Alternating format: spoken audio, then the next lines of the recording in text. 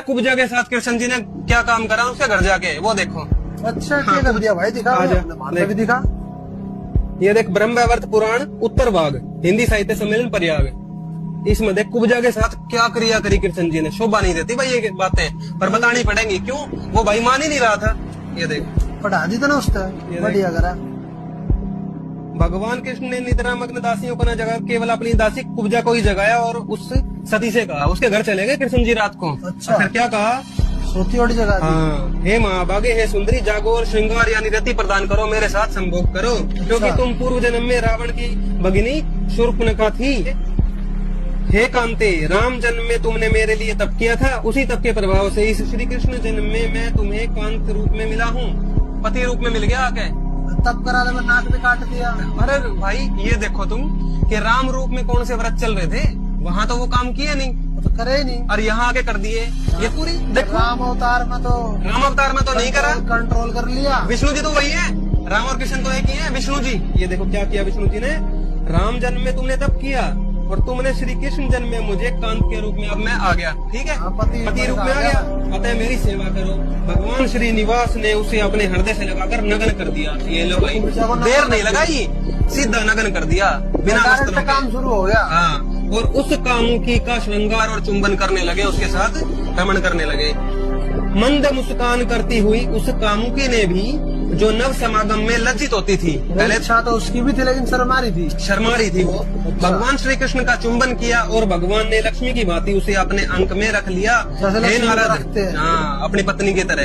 हे नारद, रति क्रीड़ा के कुशल पंडित होने के कारण उन दंपति, ये रति क्रीड़ा के पंडित थे हमारे देवता, ज्ञान के पंडित, भगवान के ज्ञान के पंडित नहीं थे ये, इनको ये भी नहीं पता ज्ञान होता तो ये काम करते। ये देखो दोनों स्त्री पुरुष का सुरत क्रिया से विराम ही नहीं होता था, अतः उन्होंने अनेक बातें की रति क्रीड़ा की।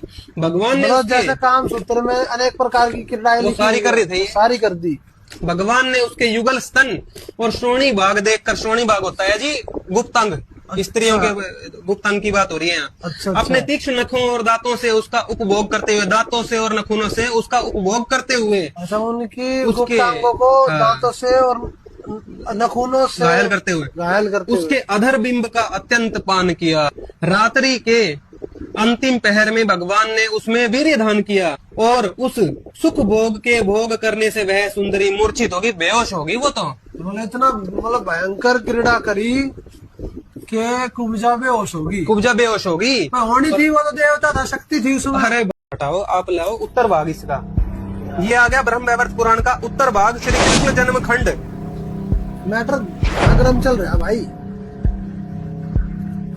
ये देखो भाई जी, तो भाई फिर हमने कोई मतलब नहीं। भगवान नग्न अर्थात बिना वस्त्रों की राधिका जी को नंगा कर दिया। जो भगवान जिसको प्रेमानंद मानता है उनको भगवान ना कहे ये काम है, ये सीखेंगे हम भगवान। इसे हमारे ये संत हो गए, इसे भगवान हो गए। देखो भगवान नग्न राधिका का समालिंगन, और राधिका जहाँ का हो गया वहाँ मामी लिख दो, अपनी नग्न मामी का तो पहले इसी तो हो गया। समालिंगन करके जल के नीचे चले गए, भीतर क्रीड़ा करके राधिका के साथ वहीं अवस्थित हो गए। और भाई क्या पढ़ोगे ज्यादा, ये भगवान तू बता दे भाई, कोई बात ना, एंड कर दे, यही बात और ना पढ़ा जा रहा है।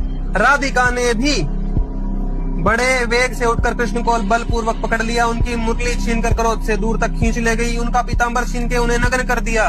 भाई मामी पहला तो कृष्ण जी ने राधा यानी कि मामी जी नग्न करी, फिर मामी जी ने कृष्ण ने भांजा नंगा करा, और फिर क्या क्या करे वो, ये रमण करा इन्होंने। फिर माधव ने शीघ्र उठकर राधा को पकड़ लिया और हंसकर नग्न अर्थात बिना वस्त्रों की राधिका को छाती से लगाकर बार बार चुंबन किया।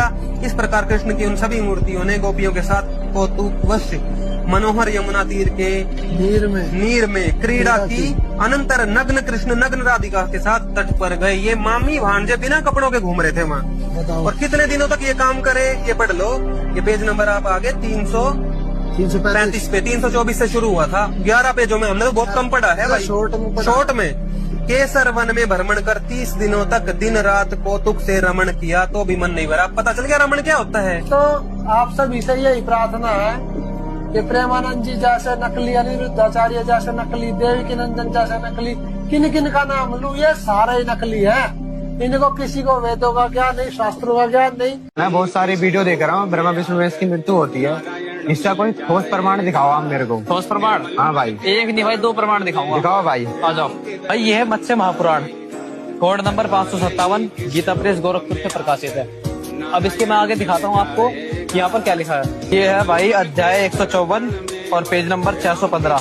इसमें लिखा है ब्रह्मा विष्णु इंद्र मुनि आदि जन्म मृत्यु और वृद्धावस्था से ग्रस्त हैं। भाई ये भी बुड्ढे होते हैं। हाँ भाई ये भी बुढ़े होते हैं। अब आगे देख ले एक और प्रमाण, मत्स्य पुराण 630 पेज नंबर, और यहाँ पे क्या लिखा है देख ले। इस तरह विष्णु आदि देवगण भी प्रारब्ध जन्म और मृत्यु से युक्त माने गए हैं। भाई इसमें तो शायरी लिखी है। भाई सब लिखा है इसमें। भाई फिर वो परमात्मा कौन है जिसकी जन्म मृत्यु नहीं होती? भाई परमात्मा की पूर्ण जानकारी के लिए तुम्हें पढ़नी पड़ेगी ज्ञान गंगा पुस्तक, और संत रामपाल जी महाराज जी के देखने होंगे सत्संग। अरे यार ये फिर सत्संग कहाँ पे आता है? भाई सत्संग देख सकते हो यूट्यूब पे भी, और देख सकते हो भाई अपने टीवी में भी। टीवी पे आता है साधना चैनल में 7:30 से 8:30, और यूट्यूब पे अगर देखना है तो सर्च करो संत रामपाल जी महाराज यूट्यूब चैनल। भाई बिल्कुल देखूंगा। बिल्कुल देखो भाई, और आपसे भी सभी से हाथ जोड़ के प्रार्थना है कि आप भी कृपया करके सत्संग सुनिए संत रामपाल जी महाराज जी के, और मंगाइए पुस्तक ज्ञान गंगा।